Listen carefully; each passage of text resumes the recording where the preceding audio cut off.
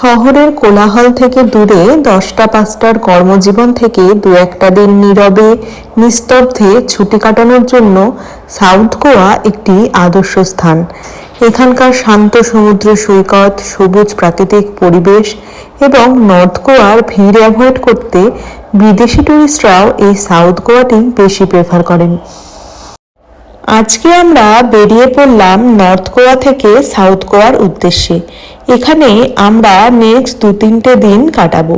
আগে থেকেই আমরা আমাদের হোটেল বুক করে রেখেছি। আমাদের হোটেলটা আছে আগন্ডা বিচের কাছে। একদম বিচ সাইড একটা রিসোর্ট আমরা নিয়েছিলাম, তো সেখানেই নিস্তব্ধে 2-4টে দিন কাটাতে যাচ্ছি। আপনারা যারা আমার আগের ভিডিওগুলো দেখেছেন তারা জানেন যে আমরা নর্থ গোয়াতে মরিজিমে স্টে করেছিলাম। মরিজিম যেহেতু এক্সট্রিম নর্থের দিকে রয়েছে, সেজন্য মরিজিম থেকে আগন্ডা বিচে যেতে আমাদের সময় লেগে গেছিল 2.5 ঘন্টা মতো।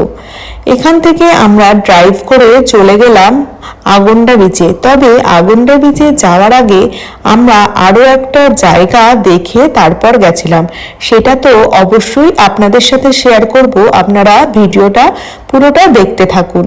তবে তার আগে একটা কথা বলে রাখি, এই যে গোয়ার রাস্তা দিয়ে আমরা যাচ্ছি, প্রত্যেকটা রাস্তা এতটা সুন্দর যে ভিডিও তো আমি ক্যাপচার করেইছি, তার সাথে ভিডিওগুলো আপনাদেরকে শেয়ার করে দিলাম কোনো রকম এডিট ছাড়াই। সত্যি কথা বলতে এত সুন্দর রাস্তা দেখে আমি বুঝেই উঠতে পারছিলাম না যে ভিডিওতে কোন ক্লিপসটা অ্যাড করব আর কোনটা অ্যাড করব না। সেই কারণে আমার কাছে রাস্তার যত ক্লিপস ছিল সমস্তটাই আমি অ্যাড করে দিয়েছি। আপনাদের যদি এই রাস্তার ভিডিওগুলো দেখতে ভালো লাগে তাহলে ভিডিওটা দেখুন, আর যদি মনে হয় যে না এই রাস্তার ভিডিও দেখতে আমাদের বোর লাগছে, সেক্ষেত্রে আপনারা স্কিপ করেও দেখতে পারেন, কারণ পরের দিকে অনেকগুলো বিচের ইনফরমেশন রয়েছে এবং বিচগুলোতে আমরা কিভাবে সময় কাটালাম সেগুলোও আমরা কিন্তু ভিডিওতে শেয়ার করে দিয়েছি।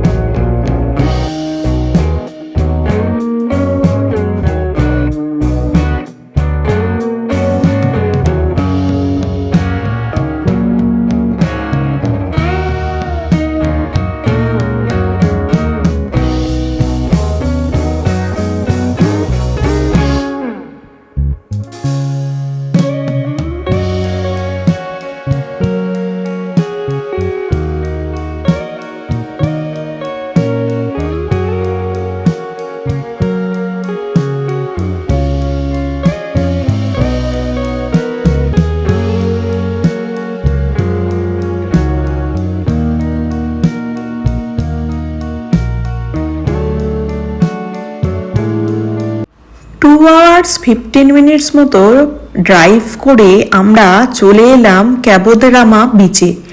আমরা এখন ক্যাবোদেরামার বিচের উদ্দেশ্যেই যাচ্ছি। আপনাদের সঙ্গে সমস্ত ভিডিওটাই থাকবে ক্যাবোদ্রামা বিচটা কেমন লাগে এবং ভিউ পয়েন্ট থেকে আমি দেখিয়ে দেব যে নিচের সমুদ্র সৈকতটা কত সুন্দর লাগছে।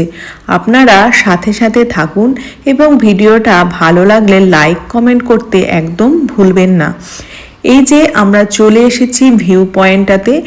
এই ওপরটা থেকে নিচে যে সমুদ্র সৈকতটা রয়েছে ওটা দেখতে অসাধারণ লাগে। তবে আমরা যেহেতু গেছিলাম দুপুরবেলা, প্রচণ্ড রোদের তাপ ছিল, সেই জন্য আমরা এখানে বেশিক্ষণ থাকতে পারিনি। সামান্য কিছুক্ষণ এখানে থেকেই আমাদেরকে বেরিয়ে আসতে হয়েছিল। এই যে আপনারা দেখতে পাচ্ছেন এখানে দ্য কেপ গোয়া বলে একটা রিসোর্ট রয়েছে। আপনারা হয়তো অনেকেই জানেন যে এখানে একটা লাক্সারি রিসোর্ট, এটা দ্য কেপ গোয়া। এইখানে একদম নিস্তব্ধ একটা পরিবেশ। এখানে হয়তো থাকারও সেরকম খুব একটা রিসোর্ট নেই, এই লাক্সারি রিসোর্টটাই হয়তো এখানে রয়েছে। তো এই যে দেখতে পাচ্ছেন এখান থেকেই আমরা দেখতে পাচ্ছি যে ভিউ পয়েন্টটা এটা। তো এই যে সিঁড়িটা দিয়ে আমরা নেমে যাচ্ছি, এটা হচ্ছে ওই রিসোর্টে যাওয়ার রাস্তাটা। এছাড়াও পাশ দিয়ে গেলে আমরা আর একটা পয়েন্ট রয়েছে, সেখান থেকে এই ভিউটা দেখতে পাচ্ছি। অসাধারণ ভিউ। আপনি চাইলে সাইড দিয়ে একটা রাস্তা রয়েছে রাইট সাইড দিয়ে, সেখান দিয়ে গিয়ে আপনি নিচে বিচেও নামতে পারেন। বিচটাও ভীষণ সুন্দর, এখানে কিছুটা সময় আপনারা চাইলে কাটাতেই পারেন। তবে আমরা এখানে বেশিক্ষণ থাকিনি এই রোদের কারণে। এই যে এইটা দ্য মাস্ট একটা ছবি যেটা আমরা তুলে নিয়েছিলাম। তারপর ওখান থেকে মিনিট 15 গেলেই ছিল আগন্টা বিচে আমাদের রিসোর্ট। আমরা চলে এলাম আমাদের রিসোর্টে। এইটা ছিল আমাদের রিসোর্ট, দ্য প্লাম রিসোর্ট। এটাও রিসোর্টটা ভীষণ সুন্দর ছিল। তো আপনাদেরকে আমি হোম ট্যুরটা করিয়ে দেব। তো রিসোর্টটা একদম নতুন এবং মাত্র 6 মাস হয়েছে, একদম বিচ সাইডেই ছিল। তো আসুন হোম ট্যুরটা এবার করে নিই। রিসোর্টটাতে প্রত্যেকটা রুমই ছিল ইন্ডিপেন্ডেন্ট রুম। বাইরে থেকে রুমগুলো দেখতে টেন্টের মতো হলেও ভেতরে সমস্ত ফেসিলিটিস রয়েছে যেগুলো মোটামুটি একটা ভালো রিসোর্টে থাকে। একটা কিং সাইজ বেড রয়েছে যেখানে কাপল এবং বাচ্চা নিয়েও আপনারা খুব ভালোভাবেই থাকতে পারবেন। এছাড়াও রয়েছে ওয়ার্ড্রব, ড্রেসিং টেবিল, এমনি টেবিল, চেয়ার, তারপর জল গরম করার জন্য ইলেকট্রিক কেটল, বাথরুমে গিজার, সমস্ত কিছুই কিন্তু এখানে অ্যাভেলেবেল ছিল। রুম এবং বাথরুম প্রত্যেকটা জিনিস একদম ক্লিন এবং খুব ভালোভাবে পরিষ্কার পরিচ্ছন্ন, ওয়েল মেনটেন ছিল। এই হোটেলটাতে 3 রকমের রুম ছিল। একটা ছিল সি ভিউ, একটা পার্সিয়াল সি ভিউ এবং একটা ছিল গার্ডেন ভিউ। আমরা সি ভিউটা পাইনি, আমরা পার্সিয়াল সি ভিউ পেয়েছিলাম। পার্সিয়াল সি ভিউ এর রুমগুলো ভীষণ সুন্দর। রুমগুলো সবই একই রকম প্রায়, শুধু সি ভিউ হলে আপনার একদম সি এর সামনেই আপনার রুমটা পড়বে, মানে আপনি ব্যালকনি থেকে পুরো সিটা অ্যাক্সেস করতে পারবেন। এবার আপনারা যদি চাইছেন যে এই হোটেলটা কিভাবে বুক করতে হবে জানতে এবং হোটেলটার কিরকম কি প্রাইস ছিল, তাহলে আমাকে কমেন্টে লিখে জানান, আমি আপনাদেরকে জানিয়ে দেওয়ার চেষ্টা করব। এবার প্রচণ্ড খিদে পেয়ে গেছে, অনেকক্ষণ হলো আমরা এসেছি। তো সোজা চলে গেলাম রিসোর্টের রেস্টুরেন্টটায়। একদম দেখতেই পাচ্ছেন রেস্টুরেন্টটা একদম সমুদ্রের সঙ্গেই। এই যে দূরে সমুদ্রটা দেখা যাচ্ছে, জাস্ট রেস্টুরেন্ট থেকে আপনি 2-1 পা হেঁটে গেলেই সমুদ্র অ্যাক্সেস করতে পারবেন হোটেল থেকে। ভীষণ সুন্দর একটা পজিশনে হোটেলটা ছিল। তো আমরা গিয়ে ওখানে খাবার অর্ডার করে দিলাম। আমরা যেহেতু দুপুরবেলা ছিল, আমরা ইচ্ছা করছিল যে এখানকার একটু গোয়ার কিছু স্পেশাল কিছু খাই। আমরা কি অর্ডার করেছিলাম সেটা তো দেখাবই, তার আগে বাইরে থেকে রিসোর্টটা এবং রিসোর্টের যে রেস্টুরেন্টটা এবং সিটা সমস্তটা আপনাদেরকে একবার ভালো করে দেখিয়ে নিই। এটা আপনারা একটু দেখে নিন, তারপরে আমরা যেটা অর্ডার করেছিলাম খাবার সেটাও চলে আসবে। মোটামুটি বললো যে 1/2 ঘন্টা মতো টাইম লাগবে। তো তারপরে আপনাদেরকে আমরা দেখিয়ে দিচ্ছি। কি অসম্ভব সুন্দর লাগছে সমুদ্রটা, মনে হচ্ছে কতক্ষণে ছুটে গিয়ে সমুদ্রের দিকে চলে যাব, মানে সমুদ্রের জলে কিছুক্ষণ নেমে একটু লাফালাফি করব। তো যাই হোক, আগে পেট পুজোটা করে নিই, তারপর ওইসব করব। তো এখন আমাদের যেটা অর্ডার করেছিলাম সেটা হচ্ছে এখানকার কোকোনাট প্রন, মানে নারকেল দিয়ে একটা চিংড়ি মাছের কিছু রেসিপি করেছে, যেটা খেয়ে আমার অনেকটা মনে হলো যে আমাদের চিংড়ি মাছের মালাইকারির মতনই খেতে। তবে আমাদের মালাইকারিটা যেমন একটু মিষ্টি মিষ্টি হয়, এটা অতটা মিষ্টি না। এবং এদের এই যে গ্রেভিটা, এটা গ্রেভিটাও প্রচণ্ড মানে পাতলা একটা গ্রেভি ছিল। তো আমাদের লাঞ্চ হয়ে গেল। লাঞ্চ আমরা করেছি তখন বাজে দুপুর 4টে, সুতরাং বেশি কিছু খাইনি, অল্প সামান্য কিছু খেয়ে আমরা চলে গেলাম সমুদ্রের ধারে। সৈকত আর তোজো বেশ কিছুক্ষণ ওখানে এনজয় করলো। তোজো তো প্রচন্ড লাফালাফি করেছে, আর আমি গিয়েই প্রথমে একটুখানি ভিডিও করে নিচ্ছিলাম তোমাদের দেখাবো বলে। তো তারপরে আমিও নেমে পড়েছি, আমিও ওখানে সমুদ্রে, আমি বললাম সমুদ্রে আমি স্নান করব। তো 4টের সময় সমুদ্রে স্নান করতে নেমেছি। ওখানে মোটামুটি তোজো স্নান করেছে, আমরা মোটামুটি 8 ঘন্টা মতো সমুদ্রে কাটিয়ে আবার রুমে গিয়ে ফ্রেশ ট্রেশ হয়ে তারপর আবার সানসেট দেখবো বলে এসেছিলাম।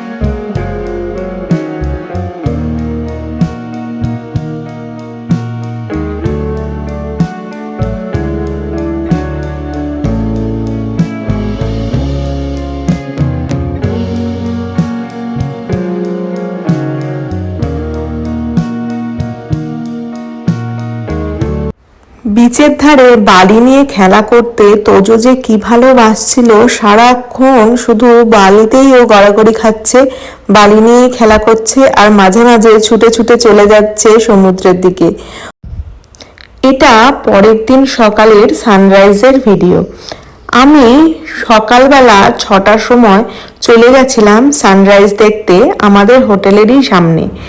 তোজো আর তোজোর বাবা কিন্তু যায়নি, ওরা ঘুমোচ্ছিল। আমি একা একাই গিয়ে এখানে ঘন্টাখানেক সময় কাটিয়ে এসেছি। এই ভোরবেলা সমুদ্রের ধারে ঘুরে বেড়াতে যে কি অসম্ভব ভালো লাগছিল, সেটা ভাষায় প্রকাশ করা যাবে না। এই যে তোজো আর তোজোর বাবাও এবার চলে এসেছে, আমরা ব্রেকফাস্ট করে আবার বেরিয়ে পড়বো। আর তোজো তো অ্যাজ ইউজুয়াল শুরু করে দিয়েছে বালি নিয়ে খেলা সকালবেলা ঘুম থেকে উঠে। আর এখানে ও একটা বন্ধুও জোগাড় করে নিয়েছে, তার সাথে দৌড়াদৌড়ি করে খেলে বেড়াচ্ছে। সেই সমস্ত কিছু ভিডিও আমি তুলে নিয়েছি, তোমরা জাস্ট দেখো যে ও কি লেভেলের এনজয় করেছে এই বিচের ধারে গিয়ে।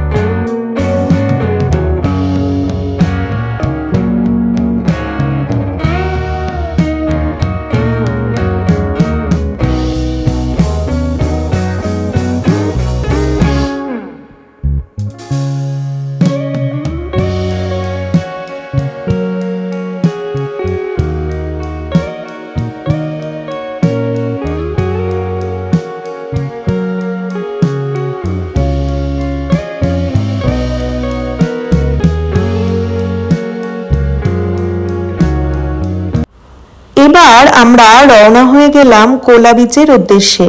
আগন্ডা বিচ থেকে কোলা বিচ যেতে ওই মোটামুটি 15-20 মিনিটই সময় লাগে। আমাদের যেহেতু পার্সোনাল ভেহিকেল ছিল, তো আমরা নিজেদের গাড়ি নিয়েই গেছি। আপনারা চাইলে ওখান থেকে স্কুটি বুক করে নিতে পারেন, স্কুটি নিয়েও এখানটায় কিন্তু যাওয়া যাবে। ইভেন স্কুটি নিয়ে গেলেই কিন্তু এই রাস্তাটাই সুবিধা, কারণ এখানে প্রচন্ড বেশি অফরোডিং করতে হয়। কিছুটা রাস্তা গিয়ে আমরা কিন্তু নিজেদের গাড়ি আর নিয়ে যেতে পারিনি। ওখানে বিচে যাওয়ার জন্য কিছু গাড়ি ছিল, সেই গাড়িগুলোতেই যেতে হবে। নিজেদের গাড়ি নিয়ে গেলে কিন্তু ওখানে অসুবিধায় পড়তে হতে পারে। সেই কারণে ওখান থেকে আমরা গ্যারেজে একটা গাড়ি আমাদের রেখে সেখান থেকে ওদেরই গাড়িতে গেছিলাম, ওখানকার লোকাল গাড়িতে। সেখানে পার হেড করে আমাদের 100 টাকা করে নিয়েছিল।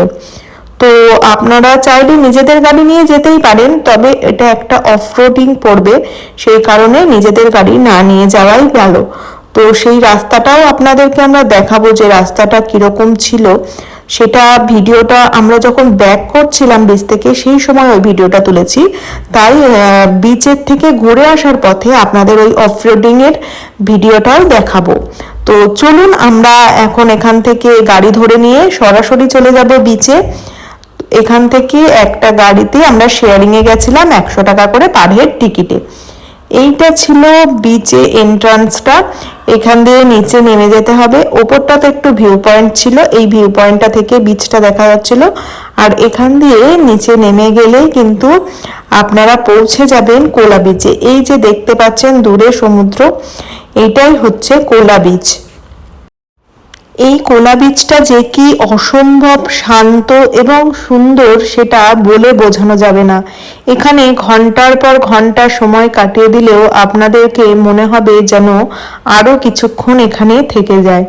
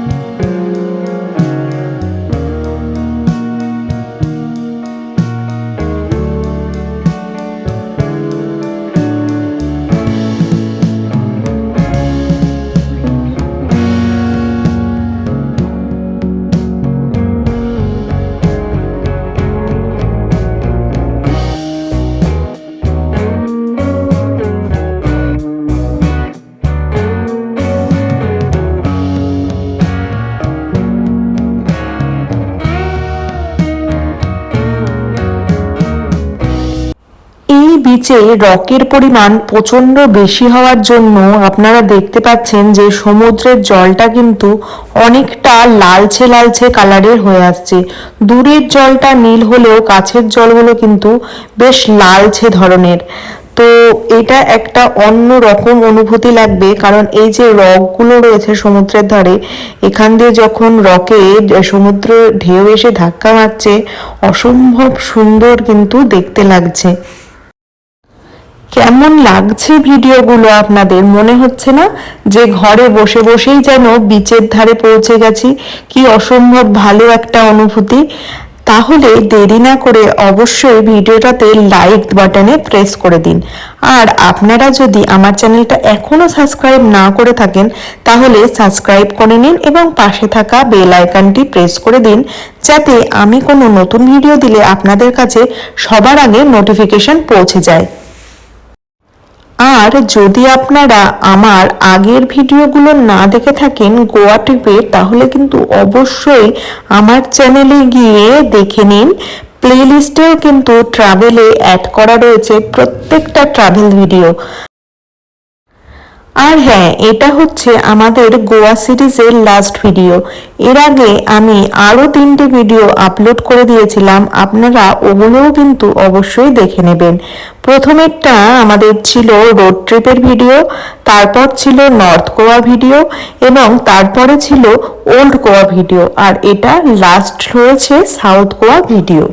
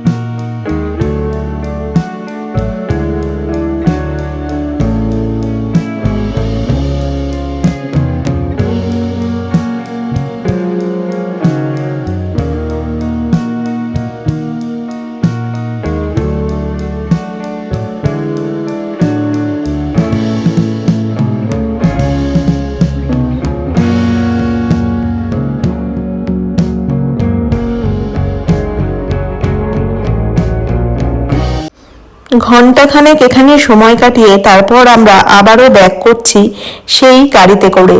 তো এখানেও যাওয়ার সময়ও আবার 100 টাকা করেও লেগেছিল। তো এইবার আপনাদের ওই রোডটা দেখাবো যেই রোডটা দিয়ে আমাদের গাড়ি ভাড়া করে আসতে হয়েছে, নিজেদের গাড়ি নিয়ে আসতে পারিনি। আপনাদের কাছে যদি স্কুটি থাকে, স্কুটি ভাড়া করে আসেন, সেক্ষেত্রে কিন্তু আপনারা সহজেই আসতে পারবেন, কোনো অসুবিধা হবে না। তবে পার্সোনাল গাড়ি হলে সেটা নিয়ে আসাটা একটু ডিফিকাল্ট। আপনারা দেখে নিন এই রাস্তাটা ঠিক কিরকম ছিল, সেটার কিছু কিছু ভিডিও আমি শেয়ার করে দিয়েছি। পুরোটা দেওয়া হয়তো পসিবল হয়নি, তবু যতটা পেরেছি শেয়ার করার চেষ্টা করেছি।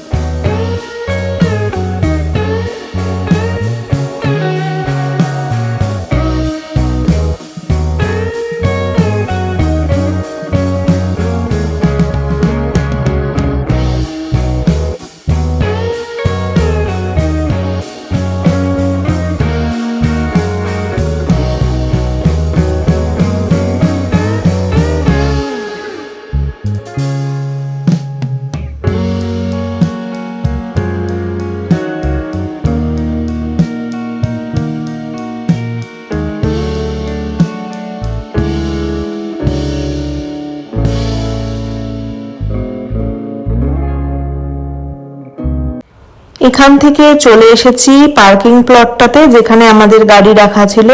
সেখান থেকে আমরা গাড়ি নিয়ে আবার বেরিয়ে যাব আমাদের হোটেলের উদ্দেশ্যে। এই যে দেখতে পাচ্ছেন কত গাড়ি এখানে রাখা আছে পার্কিংয়ে। তো এই হোটেলে আসতে আসতে আমাদের অলমোস্ট সন্ধেই হয়ে গেছিল। তো আমরা সন্ধ্যাবেলাতে আবার চলে এলাম আমাদের হোটেলের সামনে এখানে সানসেট দেখার জন্য। অসম্ভব ভালো এখানে সানসেট দেখা গেছে, মানে এত সুন্দর সানসেট এখানে হয়েছিল। তো তারপরে তোজো এখানে বেশ কিছুক্ষণ খেলা করছিল। এখানে না বিচের ধারে অনেক বাচ্চারা দেখছিলাম খেলা করছিল, মানে এই যে ফুটবল খেলছে অনেক ছেলেরা। তো এদের সঙ্গে দৌড়ে দৌড়ে তোজো ফুটবল খেলতে যাচ্ছিল। তো এও অনেকক্ষণ এখানে কিন্তু খেলা করেছে, ওর বাবা ও দুজনেই এখানে অনেকক্ষণ সময় কাটিয়েছিল। আর আমি বসে বসে আপনাদের জন্য ভিডিও কালেক্ট করছিলাম।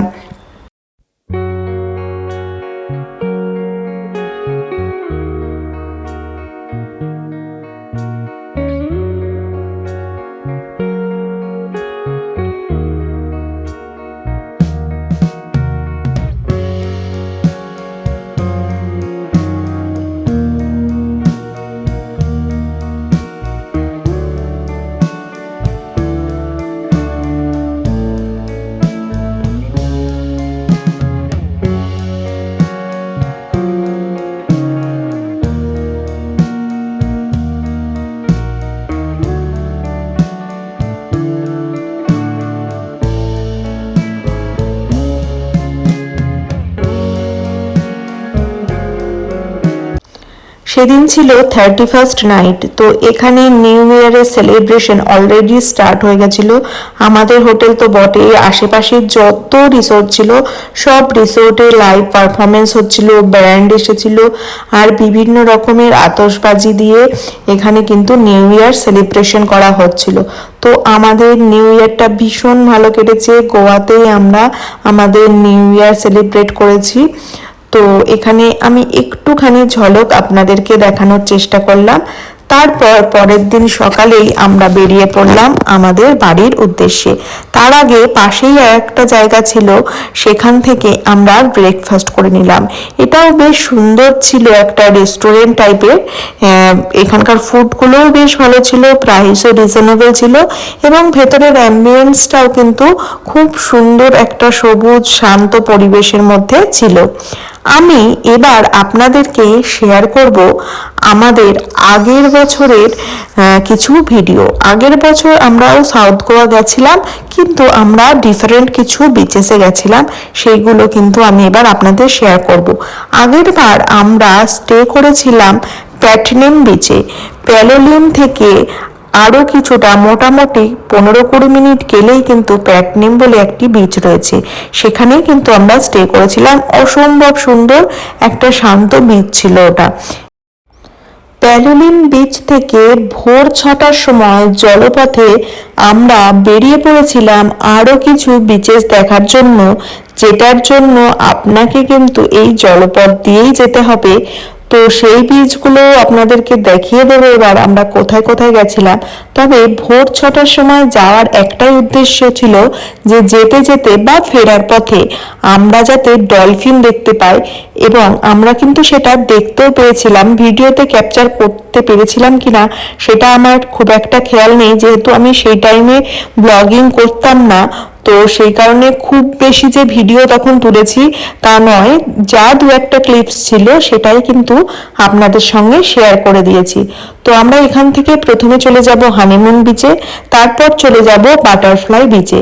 হানিমুন বিচেও কিন্তু আপনারা দাঁড়িয়ে সময় কাটাতে পারেন কিছুক্ষণ, বা আপনারা চাইলে মানে যাওয়ার পথে একটু দেখে নিয়ে তারপর বাটারফ্লাই বিচে গিয়ে কিছুক্ষণ কাটাতে। বাটারফ্লাই বিচের কিন্তু যে জলের কালারটা ছিল ওটা কিন্তু একদম ডিফারেন্ট একটা কালার ছিল, একদম স্বচ্ছ সুন্দর একটা ব্লু কালার ছিল, কিন্তু মানে গ্রিনিশ ব্লু টাইপের কালার ছিল। এই যে এটা দেখতে পাচ্ছেন এটা কিন্তু হানিমুন বিচ ছিল।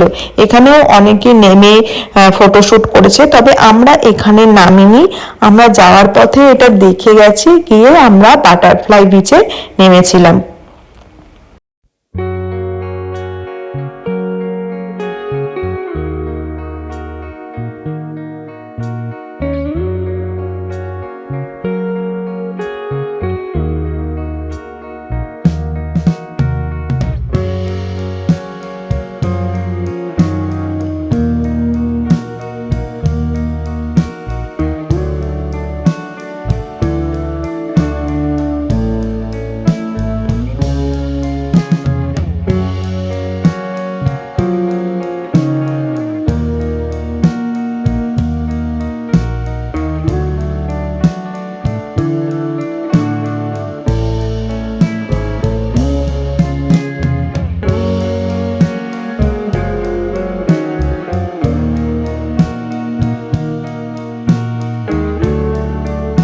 এটা আমাদের মোটামুটি ঘন্টা দেড় দুয়েকের একটা জার্নি ছিল। এখান থেকে হোটেলে ফিরে তারপর আমরা স্কুটি নিয়ে আবার বেরিয়ে পড়েছিলাম অন্য একটা বিচের উদ্দেশ্যে।